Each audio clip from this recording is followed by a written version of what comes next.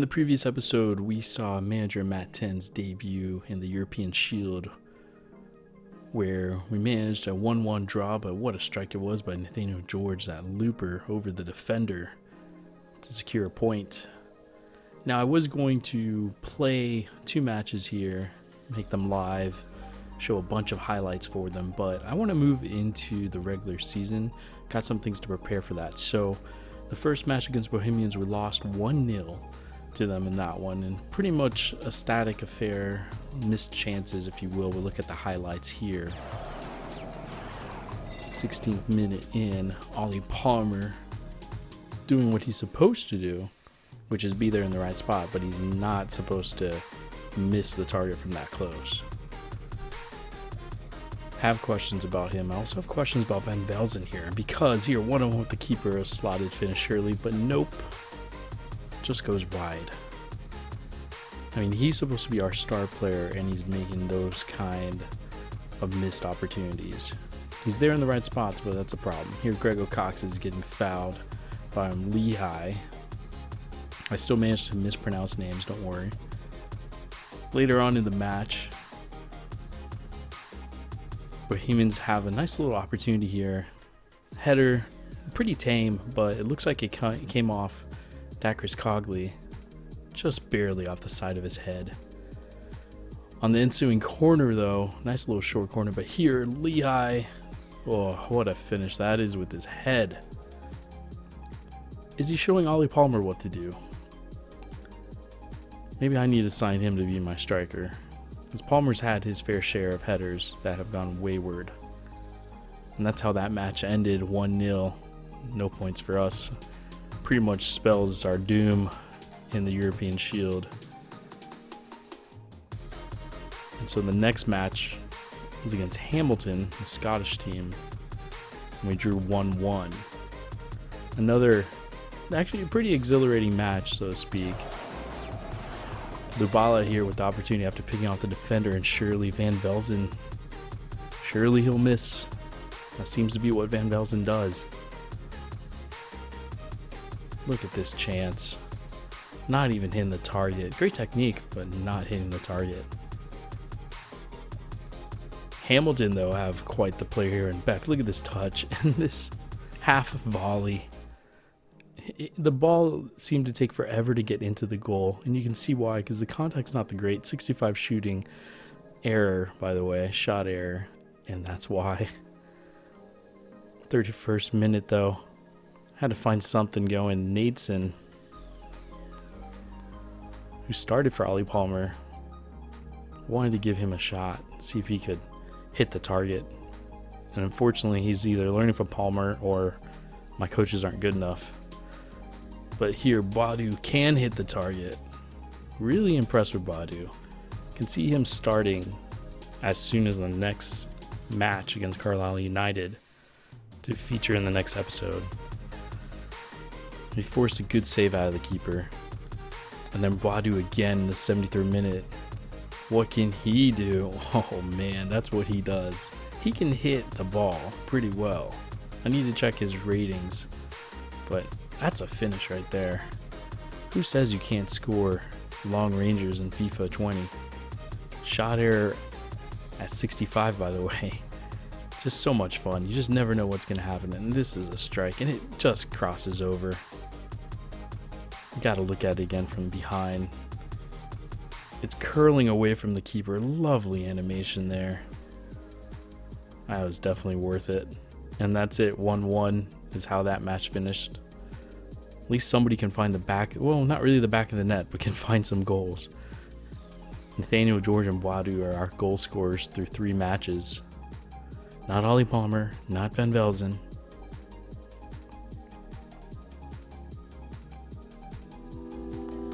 So next we've got to look at the squad. Gotta say, who can we go after in the transfer market? Who have the scouts found me? Frank Nubly is our top target here. 65 overall, striker, 6'3" from Colchester United.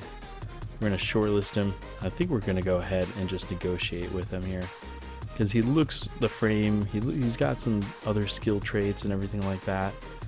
We meet with his manager.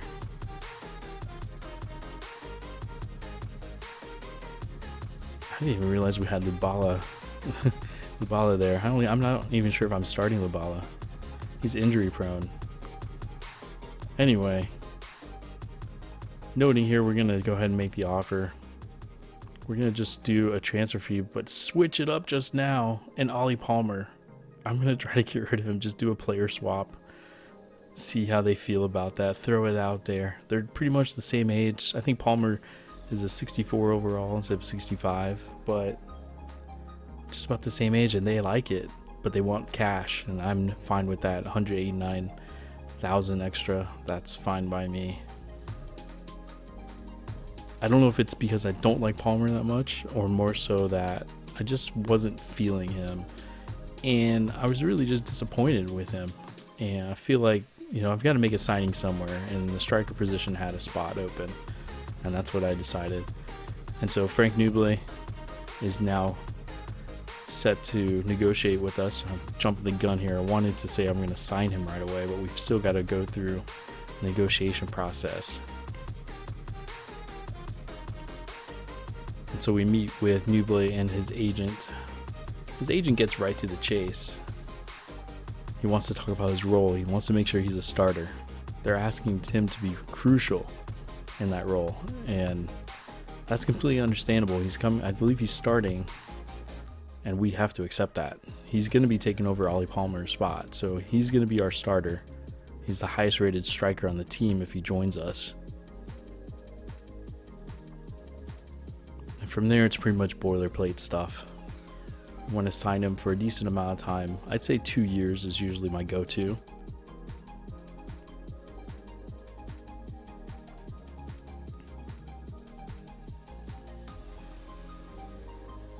I'm feeling like they're okay with that, and that's what they're okay with.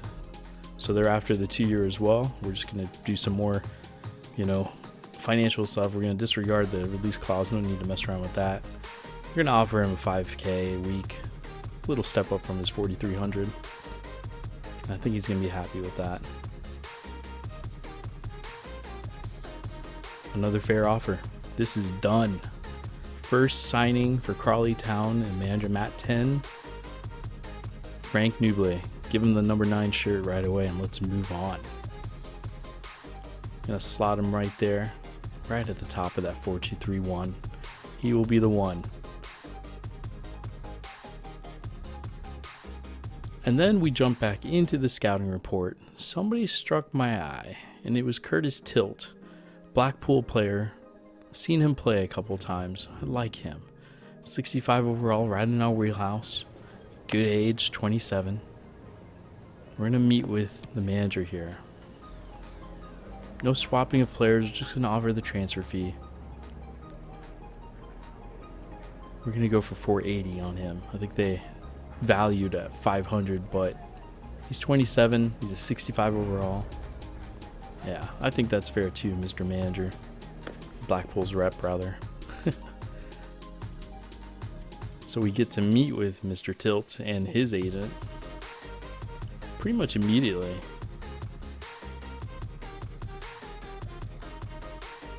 And they're the same. They want to, make him a crucial squad. He wants to be untouchable in terms of being in the starting lineup every week. I mean, that's an easy decision for us here because he'll be our highest rated center back. And he's got experience, and so that's definitely what we need. I value that. So we're going to definitely say that is A-okay with us. We need a starting center back, and he's left-footed as well. They want to sign a 3-year. It's a little bit longer than what I would want to do with him being 27 and only 65 overall. But at the same time, I could see him being a long-term captain if he really, continues, actually if he plays well this season at all. Then they throw a little bit extra here. They want to require a signing bonus 18.5 and 40 after 20 appearances. That's a little bit different for me, but I don't, who am I to argue? We're going to put our money there and just invest in Tilt. And, we're definitely eager, like it says in the text. We're definitely eager to sign Tilt, and that's what we do. And he slots in right there in that left center back role. taking over Dallason's spot. Ton of Cliff and Dallison and Sendles White, they're going to be the ones having to fight it out. So we're preparing for Carlisle United. I was going to say Carlytown, that's not right. It's Carlisle United. But first they got to talk about the European exit as if it was such a big deal. But honestly, my main concern was really not scoring goals. That would have been the answer, because only 2 goals in 3 matches is not good enough. But I do have faith in the team. And then they're asking about the low position. If there's going to be a low position, I think that's kind of a ridiculous question. Nobody's going to say that we're going to be in the low position. We're going to aim for mid-table. That's definitely what our goal is. And I think that's a safe answer here. Obviously, it affects morale. I think morale in FIFA 20 is really, easily adjusted with just simple questions, but it's still good. And then they ask about Frank Newbley and kind of my expectations from him. He's good for the team. And I think he is, because I'm not sure if Ollie Palmer was bad for the team. I'm just thinking a new signing, fresh face, right into the thick of it. It's definitely important. We go into the youth side of things. I don't really go in here very often, guys. Ewan? Nicholson? Ewan? See, I can't even pronounce their names in the youth side. We're not going to move forward with that youngster, though. I'm going to take a little bit of time to figure that out myself. And we'll go from there. But this is the end of the episode, guys. I do want to thank you for watching. We're going to jump into 3 matches the next go around. Make sure to leave your comments below, like the video. Definitely try out the sliders from the previous video as well. I'm definitely excited to get this career mode going. That's why I've got these episodes kind of rolling out pretty quickly. Next one will be out within no time at all. As always, take care and stay tuned. 65 for both the user and computer. Just amazing. The ball flight, the contact, just everything that has to do with